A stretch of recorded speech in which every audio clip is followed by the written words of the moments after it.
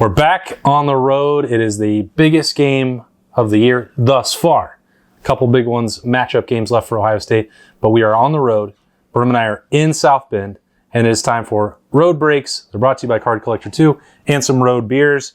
So we were at my friend John Bryce's house. He took us to Crooked U Brewery, and Berm grabbed this. This is the Post 1167 Cream Ale. Oh, yeah. It's a lot of words. What a sound. I already had one of these. So did I. It was a nice warm-up. Whoa, great pour here. Nailing it. We are here getting ready tomorrow night, prime time. I know you guys are excited. By the way, next week, biggest trade night in the history of Card Collector 2, probably the entire world. It's going to be in Grove City. There's going to be at least one Buckeye there, I can promise you. Maybe more for an autograph signing. That'll be at 4:30, and then a full trade night at 6, which is one of my favorite things down there in Grove City that Ryan Johnson puts on. Roosters is going to be there. Berm and I are going to be there. Bill's going to be there. We're going to have cards. We're going to do a little bit of content. We're going to talk about the Buckeyes, and maybe Berm will be talking about a win. You sure hope so. I keep going back to this feeling like looking around, watching national media, which I understand, like national media, well, if we're honest, kind of sucks. It just seems like most people outside of anyone who is an Ohio State fan or someone who covers Ohio State on a daily basis and Las Vegas, sure, everyone else thinks Notre Dame is going to win this game. What am I missing? Do they though? Or are they missing? I don't know. And I keep going back to this. Or is it? I mentioned this to Doug and Bill on the betting show. I know some of it is just like pumping up and getting it. You know, you're going to get clicks.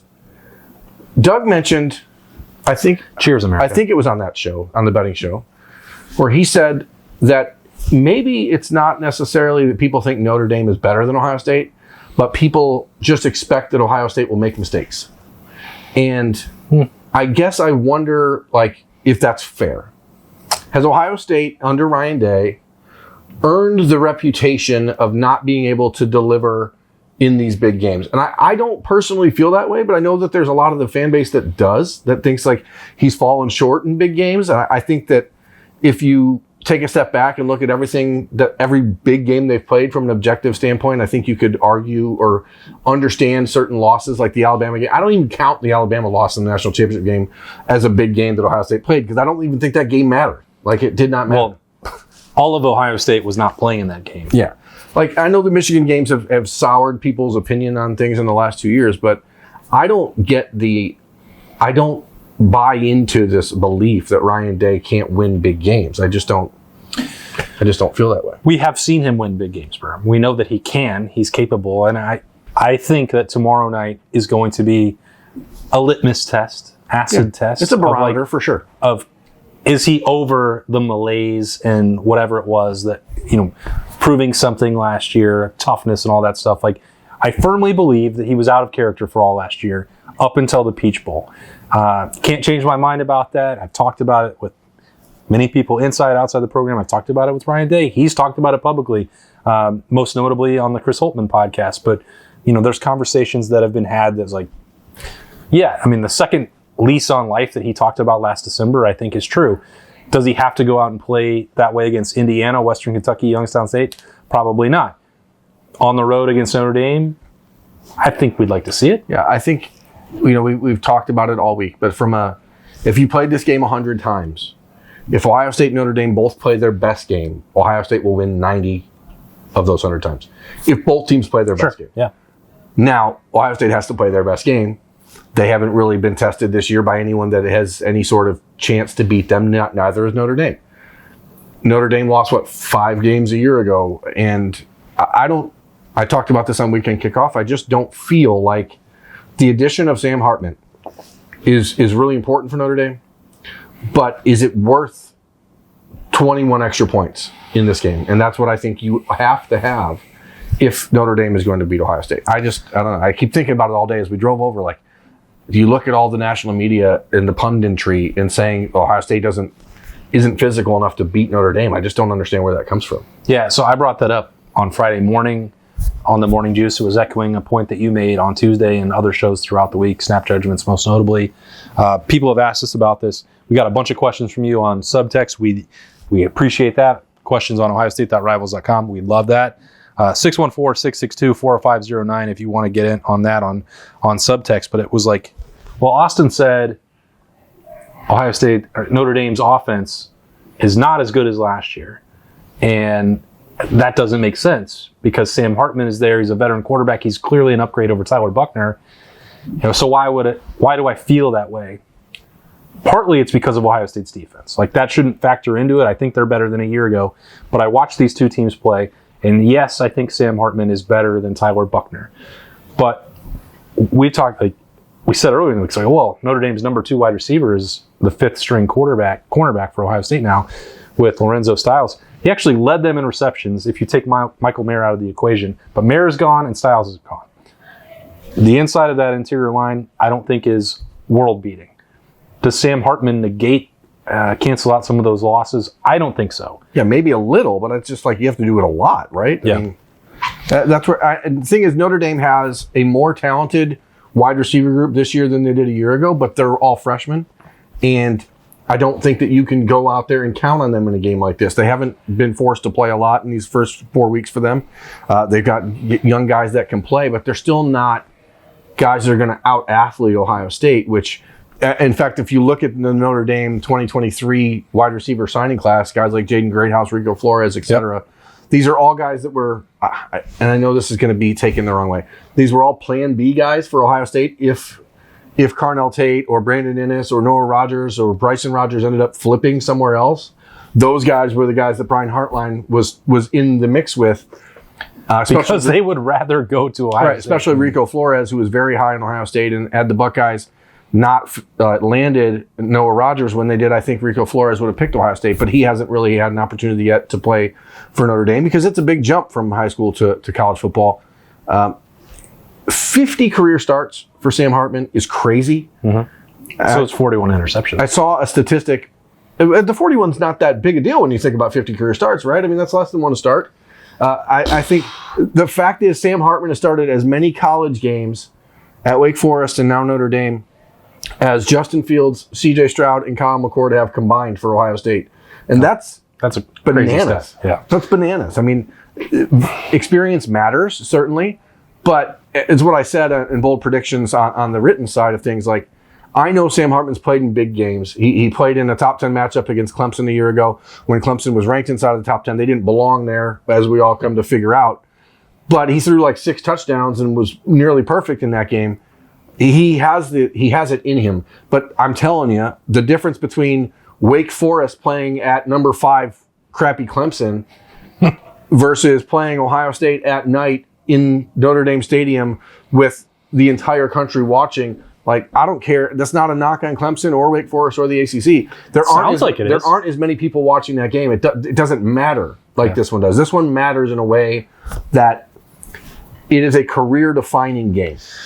All right. Sam Hartman. All right. That's stuff that we've talked about all week. Yeah. Nobody's watching road beers and road breaks. This is way too serious. Sorry about that, folks. Yeah, sorry. If you came for the fun, we're going to get into that now. So we will answer a lot of questions. Card Collector 2, he sent us with 2023 Chronicles Draft picks. This is cool. This is stuff with the college licenses.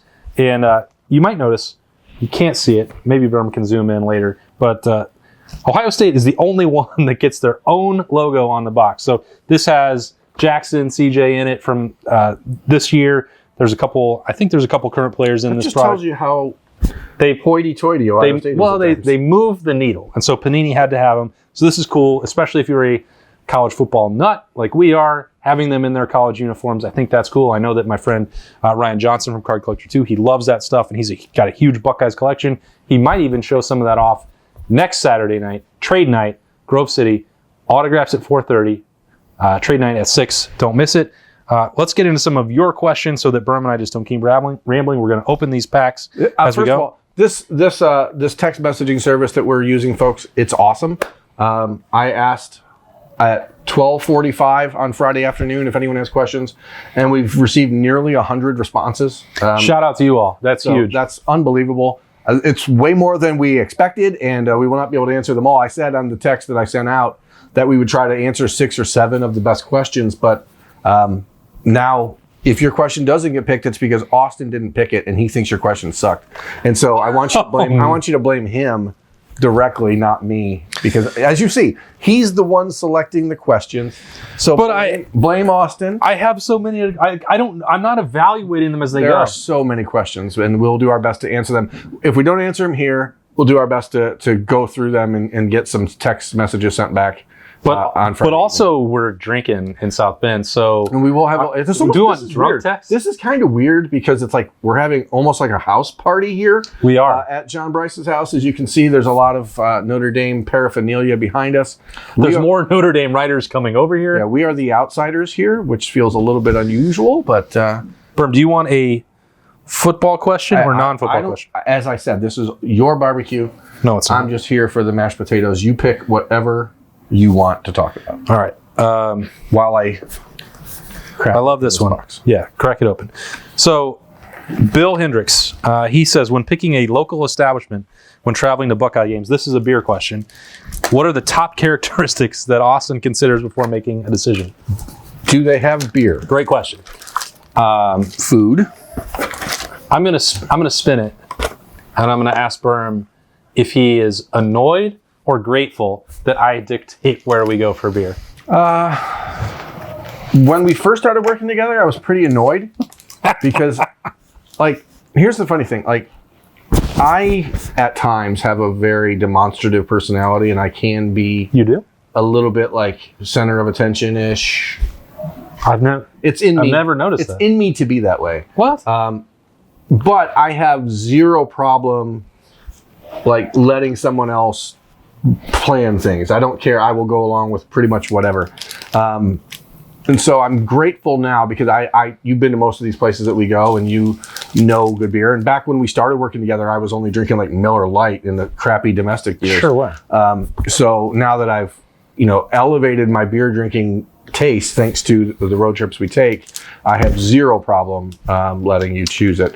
Now, it's funny though because the way we used to do road beers 4 years ago is entirely different than the way we do it now, where we go out, we have 2 beers, and then we go back to a hotel and open cards. So it's not quite, we don't get nearly as like tore up from the floor up as we used to on these trips. That doesn't actually change the amount. Tonight may be a different story because, again, it's going to be weird. We are going to be severely outnumbered by Notre Dame media members who are going to be here visiting. If one of us doesn't make it to the game tomorrow, it's because we got in a fight. Or my foot won't allow it. I will be limping on the notebook, by the way. That's a heads up. All right. We've got Pinnacle, Anthony Richardson. Yeah, you want to put a penny sleeve on that. Anthony Richardson is hot right now. So what do I do? If you are a big beer drinker, auto of Clemson, numbered already. Balin Spector from Clemson, who I've just never heard of. Number 10, he looks like a linebacker, potentially a fullback. I don't know. How have you never heard of this guy? Who's Balin Spector? Have you ever heard of him? No. Sensational signatures, Balin Spector from Clemson. It's orange ice. Is that not numbered? It's not. We've got a Jackson Smith and Jigba backwards. Yeah, but it's just orange. But it's Zenith, looks like a silver. It's the orange right there. So, keep going. I like to use the app Untapped. And I use that to see which breweries have the best ratings on there. I take the group think word. Got a numbered card here. A numbered Christian Gonzalez, a Panini Black. Very cool. So a good pack. Yeah. Jalen Carter. Chronicles it's a good set. I love Chronicles. Jalen Carter. Another Anthony Richardson. Austin loves these cards. The acetate see-throughs. Loves those. They're my favorite. Good starting point. I like to use Untapped. I will also look for styles of beer, and I've tried to be a better teammate. I know what Berm likes to eat. I know that he's a bigger foodie than I am. I'm a bigger craft beer guy. I want to make sure that he's got something there that he wants to eat. Perfect. We actually let John Bryce pick tonight when we went to Crooked U. And what'd you have? That brisket sandwich I had was unbelievable. Yeah. Very good. One of the questions I know I saw earlier as I reviewed them was asking if we're IPAs or sours. Yep, that's right. I'm all IPA. I do not do sours. Austin's a little more flexible in that respect. I think he'll dive down the sour patch. I will not. I don't like it. I do like sours, and anymore, man, I'm getting old. I've always been very high IBU, bring them on. My dad likes to call those chewy beers. The more hops you can get, the better. E-booze is what I call them. I can't do it as much anymore. I've started with the cream ale.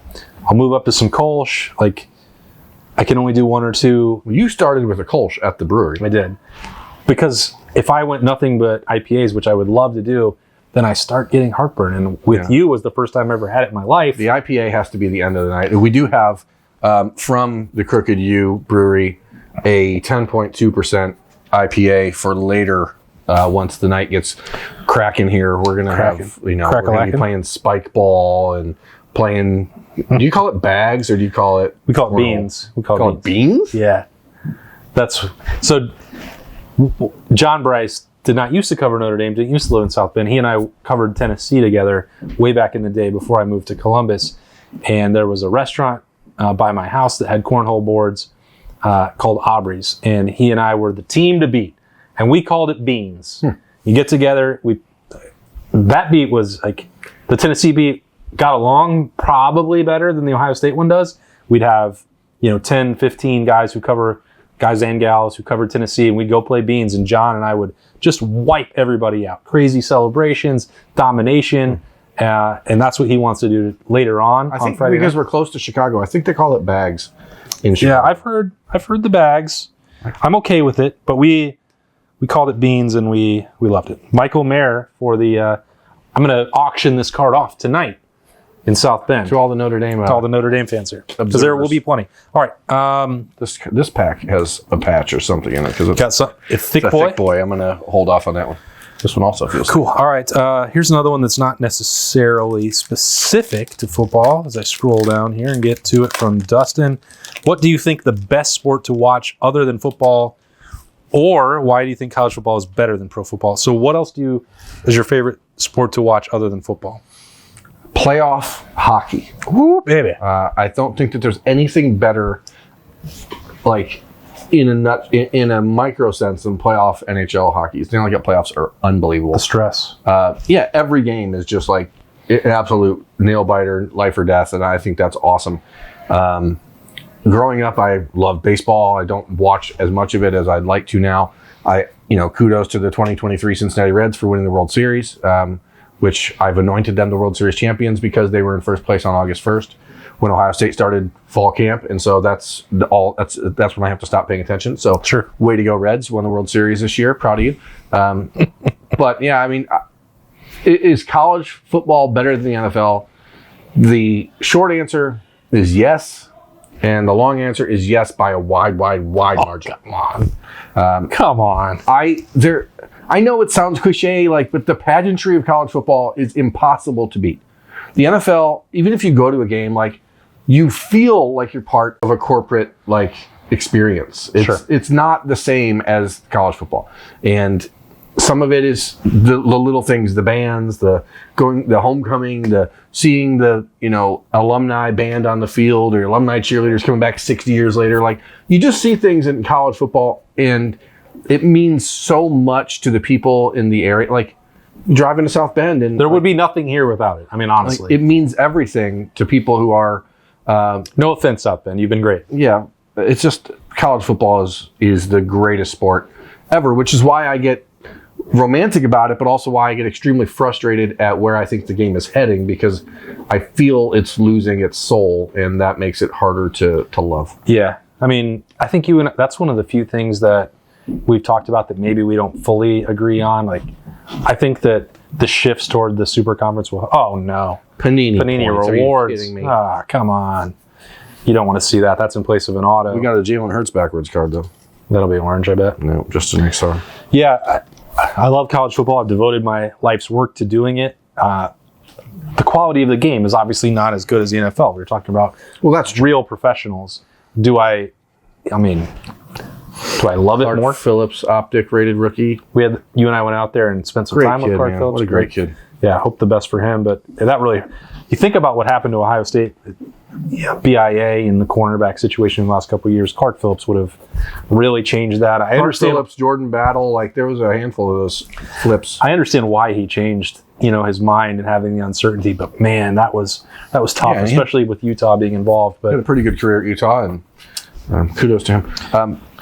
Well, what other thing do I like to watch? Obviously, I love going to Blue Jackets games. Oh my. What's happening here? Okay, so we've got some fireball shots. Road beers has turned into road heading balls. into the frame, which is totally fine. We're into it. We don't have rules here, guys. Like, wow, we're going to go at it. The party is ramping up. To an Ohio State victory on Saturday. One Ohio State fan over there and one Notre Dame fan tossing them in. So, Thank you, America. I think mine was from an Ohio State fan. You're drinking Irish Fireball. Beautiful. BEA beautiful. College football, all right. I know the super conferences are coming, like they're inevitable. It's like Thanos, right? Like it is inevitable. I don't believe that it's going to change I do believe that there is a window for that transition to be better for the game. Because I think if you can get away from the NCAA and all of the things the NCAA does wrong, create your own organization. I disagree with that part because... But you love the NCAA. No. You're a shill. You're an NCAA shill. Everyone knows it. The NCAA is not separate from the schools. I think that's always... And I know that you know this, but that's...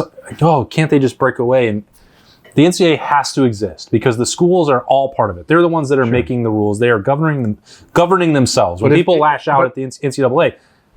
They're saying, well, the other school shouldn't make these rules for me that I want to break. Well, the issue is you have the NCAA is trying to work on behalf of Bowling Green as much as they are on behalf of Ohio State. Understand for sure, yeah. So once you split off and you have the super conferences and you don't worry about the mid-majors and the group of 5 schools, then the schools that are remaining will be in a better position to make rules and create guidelines for themselves that actually matter. Who we got?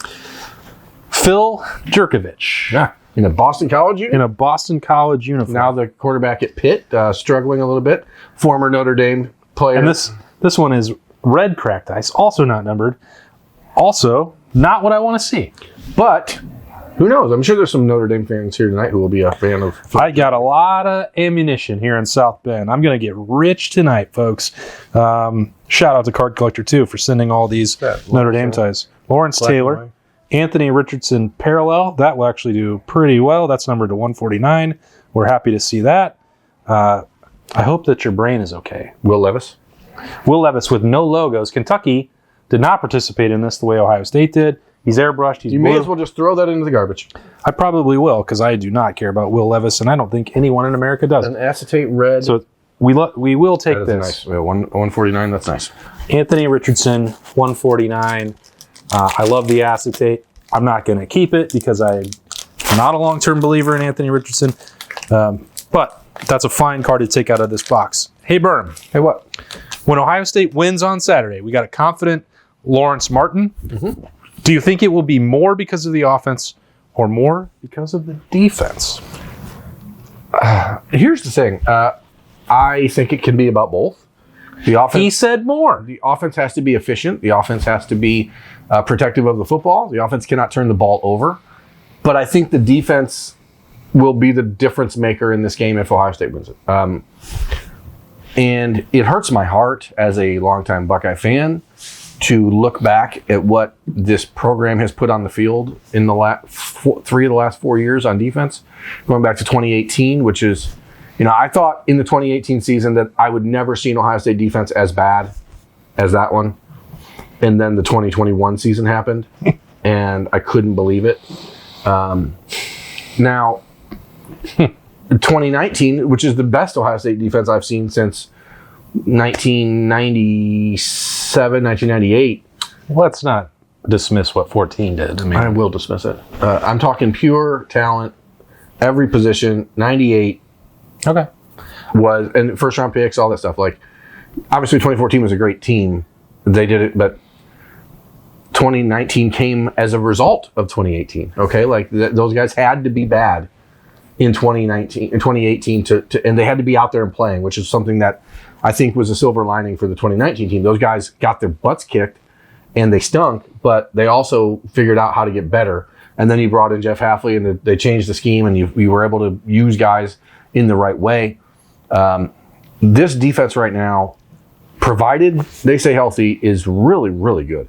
And maybe we're not seeing it fully unleashed yet with the defensive ends not getting the quarterback. But Jack Sawyer and JT Tuimoloau played their best games of the season. Got a little fireball in there? Played their best games of the season a week ago. I think that they're going to step up on Saturday. I don't know if they're going to get sacks because Joe Alt and Blake Fisher are really good. But if you can just force Sam Hartman's hand a little bit, that will change the game. And so I'm the answer is defense. Okay.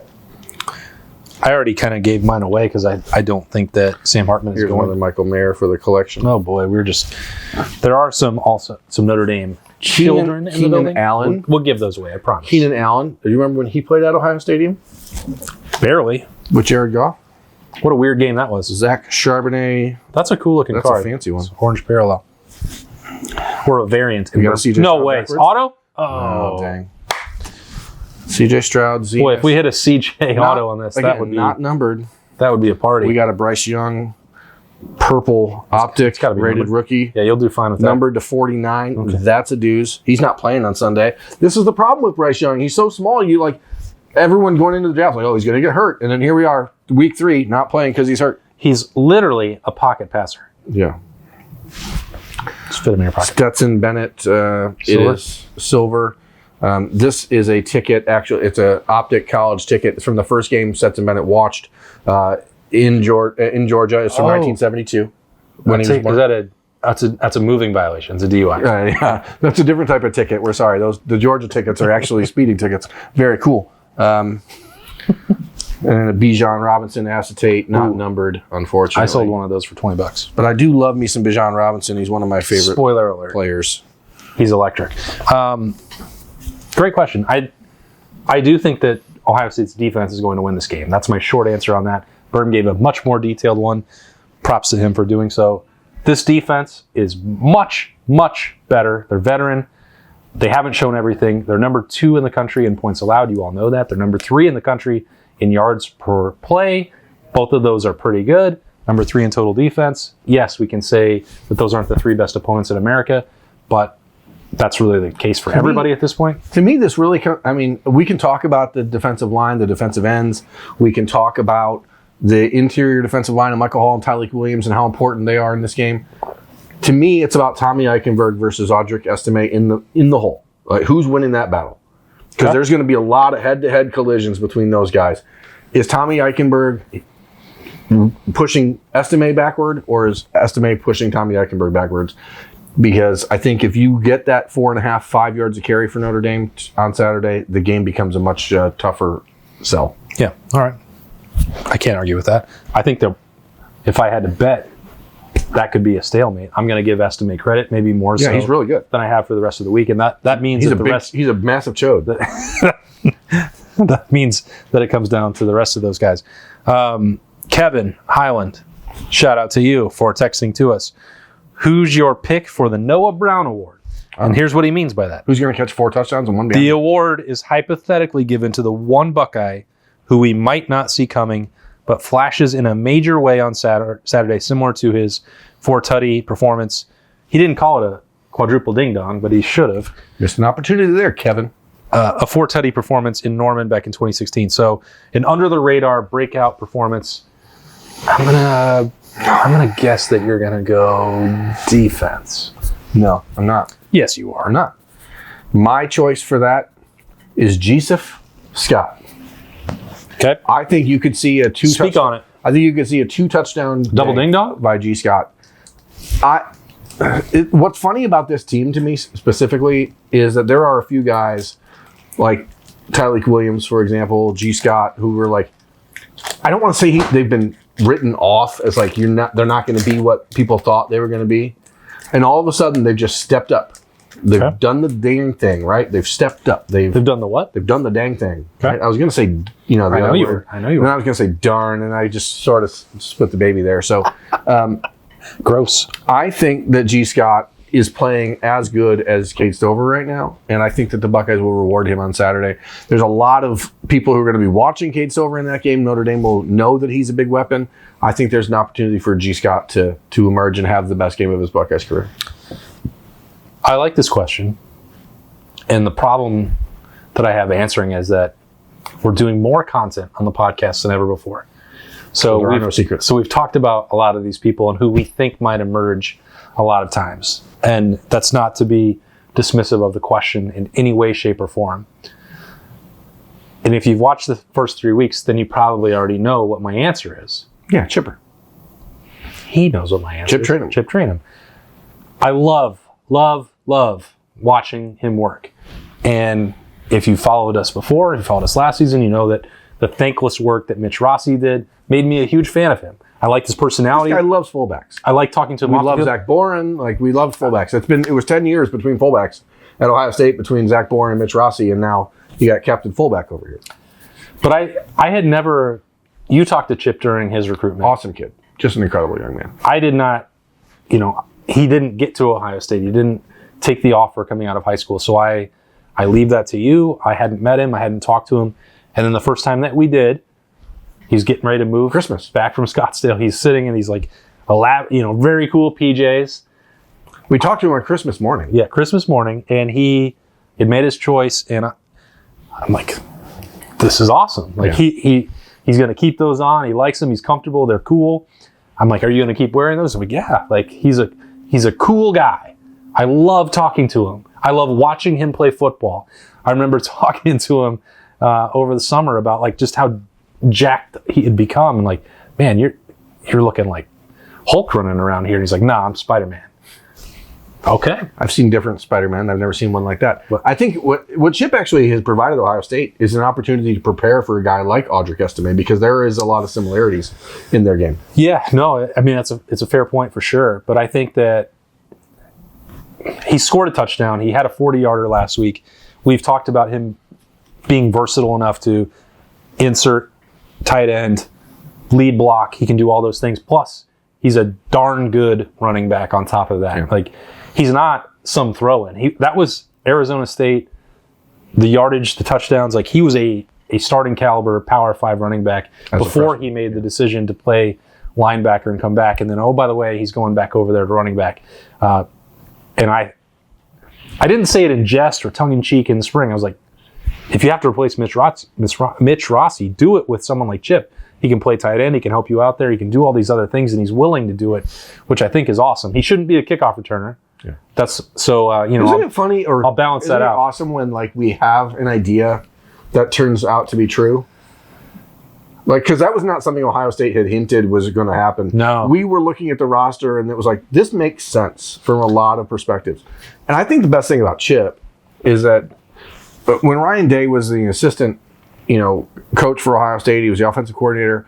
He generally only recruited quarterbacks, but he did get involved in a couple other recruitments.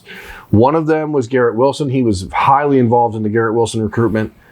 He was highly involved in the Harry Miller recruitment. And then there was Chip Trainum, who's the one guy he didn't get. And I think that Ryan really fell in love with who Chip is as a person. Who is Tyreek Stevenson? Cincinnati Bengal. Come on. He worked out with Cam Brown when we were down there. Oh, did he? All right. That's right. Like, Ryan fell in love with who All Chip about is. And so, like, I think that he's earned everything he's getting. And I could see him having a big game. I mean, I do believe that Mayan will be the leading rusher for Ohio State on Saturday, as I've said in bold predictions. And I'm not saying that just for fun. I think that there's an opportunity for this to be a Mayan game, because I think the Buckeyes' running attack is unique enough that you can mix and match who those guys are going to be. But I'm going with G, and you're going with Chip. Tyreek Stevenson auto. That's a Gridiron Kings, and a Devontae Adams to 49. Fresno State. Yeah, so we're talking a little longer on these questions than I thought. So let's do a couple rapid fires. Jalen Hyatt. Rapid fire. Another Jalen Carter. This is another speeding ticket. Georgia. This is cool. Shout out to Card Collector 2 again for giving us impeccable the Chronicles Draft picks tonight. Boykin. Who? It's a really sweet card. I don't know who the hell Lance Boykin from Coastal Carolina is. It is a Canvas Creations. This is a really cool card from Illusions, but I don't know who the kid is, and unfortunately, that's how it goes with autos. Awesome card. Alex incorporated the cards actually tonight, so appreciate that. He said, "What would be your holy grail sports card, bro?" We got a Chris Carter, Ohio State throwback Illusions. Okay. my holy grail sports card. My father was a absolutely huge New York Yankees fan who back in the 60s had an opportunity to try out for the Yankees because he could hit a baseball a long, long way. Met my mother and got married when he was 18, and so he gave up any hopes of playing baseball, had 11 children. My dad, as a young person, was extremely reminiscent physically of Mickey Mantle. And We're just tossing that out there. he just looked like him, kind of. Okay. It's just that sort of look, just that, clean-cut American kid born in the 1940s. And so to me, Mickey Mantle rookie would be like the one. Yeah, Card Collector 2 actually picked one of those up, a 52 Mantle. Tank Bigsby to 149, the same red. Yeah, Wait, you were excited? You're shaking over there. Yeah, Mickey Mantle will be the one for me. Another Levis. Yeah. Nobody wants that. Stetson Bennett. Bye-bye. Yeah, Ryan Johnson, Card Collector 2 picked one of those up, I think 2 months ago, a 52 Mantle. Awesome. I've seen it. It's cool. That's the holy grail sports card for anybody. Yeah. I mean, it sounds like a generic choice, but it does have a different meaning for me. Also, maybe like 86 Eric Davis Fleer cards. Eric Davis is my favorite baseball player of all time, so I would, I only collect football now, but baseball-wise, Eric Davis would have been. I would have, they didn't make like autographs cards in the 80s. When we start junk wax era, so there's more of this now. My favorite baseball player of all time is Chipper Jones. So if I could get a Larry Wayne 1-of-1 auto, I think that would be I would never move that. If anybody has one and wants to send it to me, bequeath it to him. Please do. If you'd like to bequeath it to Austin, this is the time to bequeath. Bequeath. Well, that's a great episode of Community. I won't say it out loud. I want an Eric Davis 1-of-1 auto. If there's anything out there, that's it. Eric Davis. The things that guy could do on the baseball diamond at the time that he was doing them were unbelievable, and he just couldn't stay healthy. But he's my favorite player of all time. So that would be, other than the Mixter, the Mantle card, that's the only choice. Yeah, I think modern era stuff. Bill actually hit one of these, and I can't believe that he sold it. I'm putting it out there. Why did you do that? He hit a Lionel Messi auto. Sold it for over the summer. Yeah, sold it for $2,000, which is fine. But that's one of the greatest athletes of all time. Yeah. And then his market after he came to the MLS actually went up because people are going crazy for that. I think I would be holding that forever. A Messi auto. That's to put it in the safe and ride. Yeah, for sure. Because it'll never be worth less than what he sold it for. Because the economy is going to tank. But if you have other things, other sort of assets, that's where you go. Football wise, to me, I would like a Joe Burrow auto. Joe Burrow? I'd like a Joe Burrow auto. That's like a rookie auto. A rookie auto would be PSA 10. The one to me. I've got a couple Joe Burrow PSA 10 rookies, but nothing that's an auto. And being a kid that I covered when he was 15 years old, that's something where I would like it. Okay. What else we got? Especially now that he's the wealthiest football player in the NFL. This is a quick hitter for you. You said you wanted some of those. Who records the first sack of the year, JT or Jack? JT. High or low scoring game? High. Who would win a wrestling match between Joe Alt and DeWan Jones? DeWan Jones. Do you think the average person knows how big DeWan Jones is? So you were down on the field at Indiana, and I was walking back up. Yeah, so I'm in the concourse, right? Yeah, and I was walking back up, and I was like, that's not a normal sized person over there. And DeWan saw me, and he's like, what's up, man? He came over, and I was like, again, I mentioned this on the first road breaks. That means we're doing something good if they still want to talk to us. And then and he was so excited. I'm like, hey man, it looks like you're doing great in the preseason. Like the Browns love you. I hope it goes well. And he's like, yeah, man. And he's really excited to be there. He had his Mike Hall junior jersey on. But I coid see him from across the country. There's only one person that could possibly be. He cuts an imposing figure. Yeah.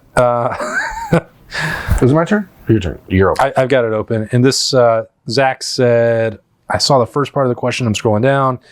What has been your favorite OSU road trip? I'm very curious what you think about that. Forgetting about the game itself. Game doesn't count. Local atmosphere, food bars, me being there. favorite OSU road trip? I mean, we sort of turn every road trip into the same thing. That's one of my...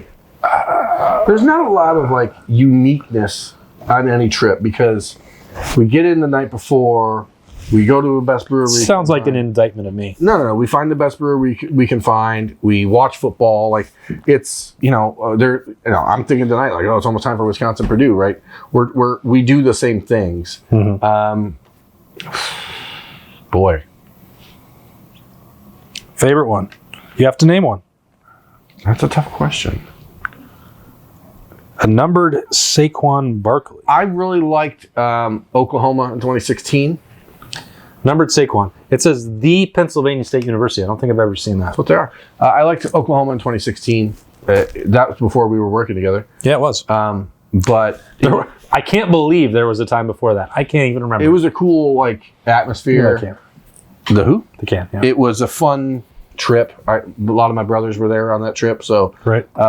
Generally, I think my favorite trips are the ones where I have family that make. My brothers will make like one road trip a year. Mm-hmm. This was supposed to be the weekend that they're doing it, and they couldn't find tickets to the game beforehand that were reasonably priced, so they decided to stay home. So Northwestern a few years ago was fun because of that.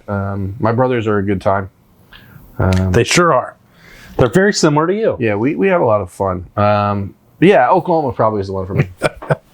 I mean, if we're excluding bowl trips, because like the 2015 Fiesta Bowl against Notre Dame, like that trip is it's like an all timer. The Fiesta Bowl people, what they used to do for us, was used to do being the operative off the rails. We had an incredible time there. So bowl trips are a little different. You're down to your last two there? Yep. Okay. I did not like the Rose Bowl trip. It was terrible in 2018. Didn't make it in 2021. So my favorite. I'm gonna get emotional. 2016. We got a sick boy in here, and then Jackson on the back. And I'm glad the question said disregard the game because the game was awful. 2016 Fiesta Bowl back in Phoenix. Do you know? Did you used to live there, right? I did. Quentin Johnson. It's pretty patch. It's a large patch. And this could have been from literally any high school soccer jersey. Sure. Quentin Johnson. Zach Evans, another former TCU player. We got a Joey Porter black. Go ahead. Auto? No. Next one's the auto? It's a Justin Jefferson auto would be legit, but no thanks. Numbered to 149, Zenith red. 2016 Fiesta Bowl. I was at ESPN. You were still at 11 Warriors right before going to Land of 10. 2016 Fiesta Bowl, I would have been with Land of 10 in that game. Jackson, this is a acetate Jackson Smith & Jigba rated rookie. That would have been the first trip with Land of 10. That would have been with me and Ryan Ginn and Ben Axelrod. Okay. You and I had never really hung out, didn't talk much.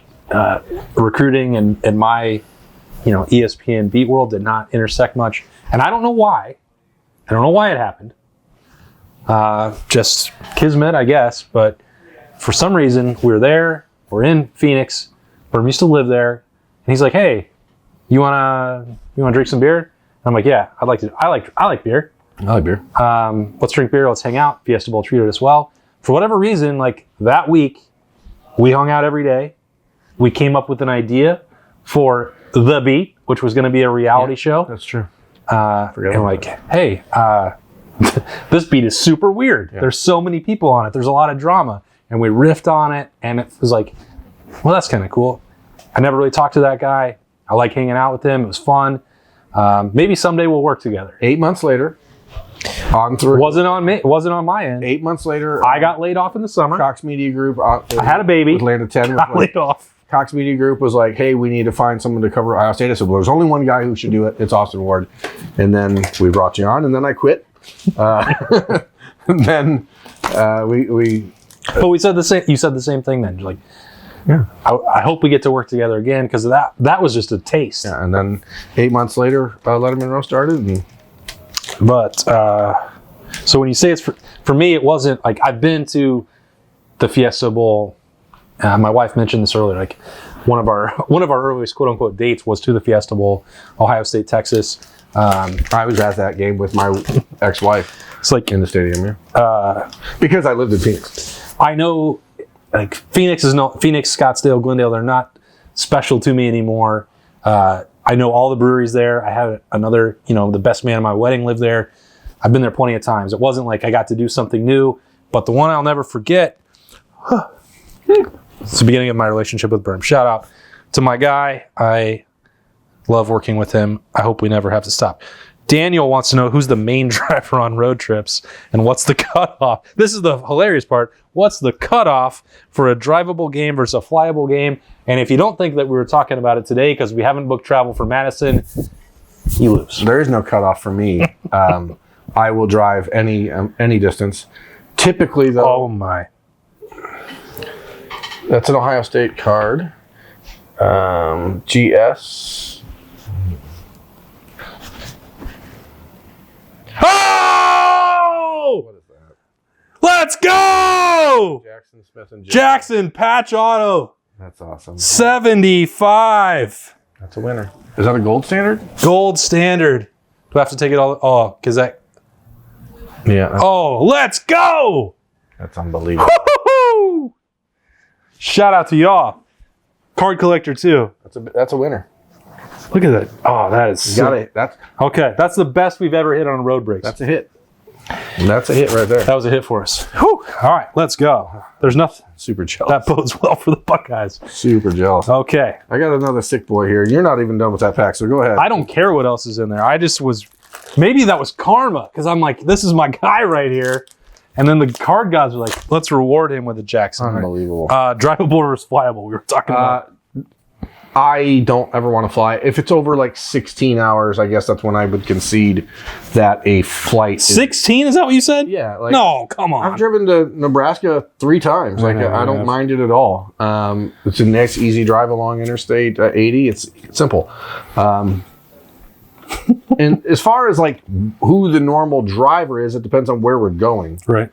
And where we're coming from. So, CJ also appears in this pack. We love to see it. Today, Austin drove because he went through Toledo to pick me up. Normally, it's the other way around. So, okay. Oh, God, another worthless. Devin Shane patch auto out of 190. There's a lot of believers in that, though. He's with the Dolphins. Devin Shane patch auto. Andre Carter black prism. Boy, that's a huge hit for you. I'm stoked about Simpson that. Spectra thick boy. That's a special one, right? It's a cool parallel. I mean, it's thick. What is it?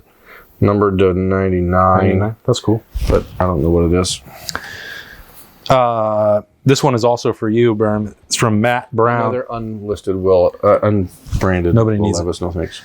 Leaning into card collecting, would love to hear how you both have gotten back into the hobby. I noticed it's more expensive than I remember. Are you guys collecting players, building sets, chasing autos? Curious what is most fun for you and best bang for your buck. Safe travels. Matt, shout out for the question. Great question. How did you get back in? I got back in because you and Bill were doing it. And I was like, well, if I'm going to be on the road with you guys, I should probably do this. I mean, I did collect when I was a kid. Right. I remember the first card I ever had, which was a Nick Asaski 1985 Topps card that my brother Bobby had thrown away. You took it out of the trash? I did. Because I was like, oh, I want that. Cool. I was 7. I was like, this is awesome. Okay. Nick Asaski, Cincinnati Reds. I don't, and it is way more expensive than it used to be because they don't sell packs generally. You can still go buy a $7 hanger or something like that, and if you're buying score or whatever, but the real value is in buying hobby boxes because even though they're going to be $150, $200, you do hit the occasional Jackson Smith and Jigba patch auto numbered to 70. That is going to generally recoup what that is worth. Well, I'm not selling that. Sure, but most people would if they weren't, in this market. For me now, in this economy, that player and that offense, I generally now only collect players, and I PC Joe Burrow and Jamar Chase, and then any Ohio State players that I've gotten to know through recruiting.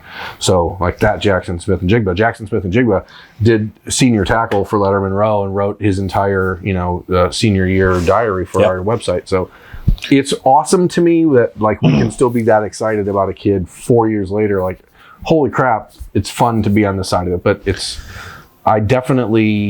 my wife does not love this hobby because it is expensive. And I have tables full of cards in my basement. Yeah, the way I've been able to get my wife on board twofold. You have to be committed to selling cards. You can't just... Which I don't do well enough. And I am. I'm very active on eBay. I do everything I can to get my money back from the stuff that I don't want to collect. You have to be willing to put in the time, first of all, because the price is going up. You can't just hoard everything. I remember being a kid in the hobby and collecting sports cards, and I was out of it for a long time, as most people do. Like not a lot of 25-year-olds who are trading off bar time to be in sports cards. But so I was out of it. COVID helped me get back in. Meeting Ryan Johnson and Card Collector 2 was a big impulse for that. And like just being bored during COVID, the prices were going up, and then you needed something to do. That helped for me. But if you don't put in the time into that hobby, you're not going to get anything back. It's just with the price, that's a losing battle if you're not willing to sell and put in the time or trading or anything else. So that's number one. I do that so that I keep my wife happy. Number two is like I do a lot. I try to get my daughter involved. She likes WWE more than anything else, and we watch some of that. She likes it. Those cards are generally cheaper.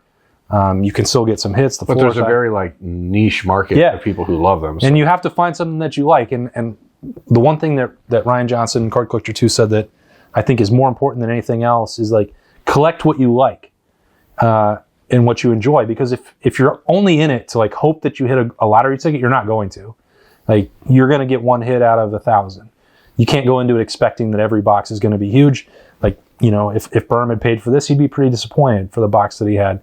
Fortunately, you know, Ryan gave it to him, and there's some stuff in there that he likes and he'll keep. Yeah, and there's a couple winners. And that's all part of it. But I like being able to open the cheaper boxes, get some blaster boxes. Like I would still love to buy a $30 box of Chronicles. Well, you can get, you know, Walmart. you can go to Target right now, I promise you, and you can get a Chronicles Draft Picks blaster there. I like the college stuff. Like the NFL is going to be worth more than this. Like that's just a fact of life. But I like the college jerseys. I like, when we're talking about the PC, I want to have like a cool auto of guys that I've covered that I really enjoyed. And Jackson is certainly in that boat for the reason that Berm mentioned. I have one of, you know, Garrett Wilson. I've got a really great Dwayne Haskins that's never going to go anywhere. I've got guys that like are not going to be worth a ton of money, like Cam Brown. Like I want to have those in my collection, not because they're going to be worth a lot of money, but because I covered them. You know, they have the cards out there. I can put it up on the wall and be like, this is pretty cool. So you have to find what works for you. Matt, you're absolutely right. It is a little bit more expensive, but find what it is that is maybe in the lane that you want to spend. If it doesn't work out and you don't get the stuff that's in your PC, make sure that you're willing to sell that, whether that's grading, whether that's going to trade night, meeting other people, a lot of different options. You're in San Diego, you mentioned that, but anybody in Columbus or in Ohio, Grove City is going to be the place to be. We'll all be there. We'll have some stuff. Maybe we'll bring some of the, you know, Ohio State stuff maybe to give away. We'll see what happens, but it's going to be a really cool night. A lot of questions about the game, so bring it home, Berm. Let's rapid fire 3 in a row here, and we'll. What is Ohio State's greatest disadvantage in this game? The fact that Ohio State's offensive line has not had to play anywhere near like athletes thus far and have not been great. So I think the fact that you have to play a team, I don't believe Notre Dame is like for like athletically with Ohio State, but they are closest that Ohio State's played, and it's the first big test of the year for the offensive line. Numbered Emmitt Smith. That's weird. Who's that auto? That is Christopher Smith. Another Georgia guy. And then Georgia also did not participate with the logos. Yeah. So that's Berm and Austin. Looking at the roster and potential departures for the NFL, this is more maybe for you.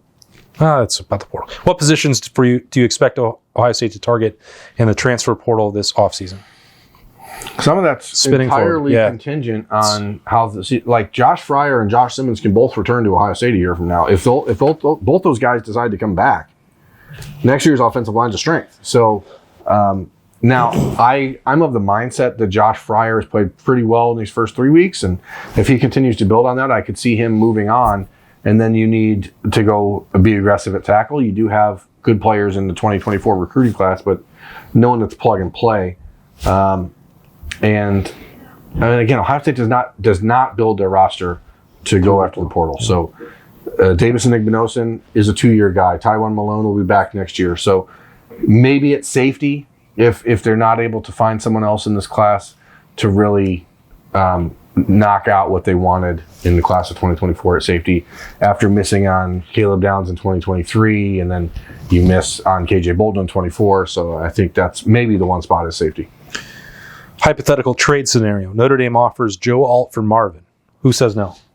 Ohio State. Yeah, agreed. I think Josh Fryer, as you just mentioned, is going to have a good game on Saturday night. And I think Josh Jimmy Simmons physically holds up okay. The penalty thing got to be cleaned up. Yeah. He's had 3 weeks for that. He's not an incapable player, in my opinion. Now, this is the biggest test of his entire life as a football player. 3 weeks at left tackle. Did have another, false start penalty. Had the holding in the hands to the face 2 weeks ago. I don't think he's going to be overwhelmed. I mean, if we're talking about a defensive line that's throwing JJB at him. No, the noise is what you wonder about, and we'll see that early in the game on Saturday night. Like, how prepared will those guys be for the atmosphere? Who do you want to see Ohio State play in a future home and home? Not already scheduled. Georgia. Wyoming. Georgia's scheduled. Oh, are they? Yeah. Is it going to stick? Probably not. Texas is scheduled. Alabama scheduled. Georgia scheduled. Florida. I'd like to. That'd be cool. I'd like to go cover a game at the Swamp. So that's one. And we've talked about it at Roosters before. I think Ohio State and Tennessee is a game that people would love to see. I have told you that before. I'm in favor of it. I love my time in Knoxville. Met JB there, and not this JB, John Bryce, the guy whose house we're at. Maybe I'm just prone to that. Maybe. You want one more? Sure. Last one, and then we'll wrap it up. All right. So this will go back to the alt question, I guess. You can take the alternative question. Yep. You can take any player on Notre Dame's roster and add him to Ohio State's roster. Where did it go? If there's any, you can take any player on Notre Dame's roster besides Sam Hartman, which I don't. Joe Alt is the answer. Whatever the rest of this question is. It's not a trade. Yeah. He says he's going to exclude Joe Alt, so I had to read the multiple text. I don't think that Ohio State would take Sam Hartman over Kyle McCord. Blake Fisher, I'd take the other tackle. He stinks. But I mean, I'd take him over Josh Simmons at this point. So to me, That's where I'd go. It would almost have to be. So he said it's got to be a trade from the same position. So yeah, there's no other position for Notre Dame that I think would even be close. Great question. Appreciate all these questions. I'm sorry, there's so many more that are in here. You guys are great. Yeah, we will try to answer them over the weekend, I promise. But we're going to be busy in South Bend. We're probably going to drink a little bit more on Friday night. We hope you do too. Shout out to Card Collector 2 for setting up road breaks and road beers for us. Crooked U Brewery in South Bend, thumbs up from us. Awesome stuff. Really excited for this weekend. We're going to have pregame keys. They won't be live either this weekend. Limitations here in South Bend. We'll put those up as soon as we can. We'll have the notebook. We'll have Snappy J's. All that stuff that you've come to expect. The post game will be with Doug and Bill as soon as the game is over. It's a big weekend. That will be live. Everything else from Notre Dame will be on live to tape. So we're doing our best here. And even on this video right now, for example, you're in the dark and I'm bright and lit up. I don't know how that happened. I'm under this light. You're in the dark. So it almost looks like I'm being interrogated, which I don't mind. You are being interrogated. So cool. You're the one they want to hear from. Cool. So next Saturday night, by the way, 4:30, there will be autograph signing. At least one. I'm thinking there'll be more. Off that weekend. There's no excuse. If you're in Columbus and you're into the hobby, you should be there. We'll go down there. We're going to be hanging out too with Card Collector 2. It's going to be awesome. There's a ton of giveaways. He's going to do some free breaks. Roosters will be there. We will be there. Buckeye, at least one Buckeye, multiple Buckeyes could be there. It's going to be awesome. It's going to be the biggest trade night Columbus has ever seen. You won't want to miss it. Shout out to Card Collector 2. He's the guy. He's the MVP. We're just along for the ride, and we're ready to cover Ohio State and Notre Dame tomorrow night. He's Birmingham, Austin. See you there.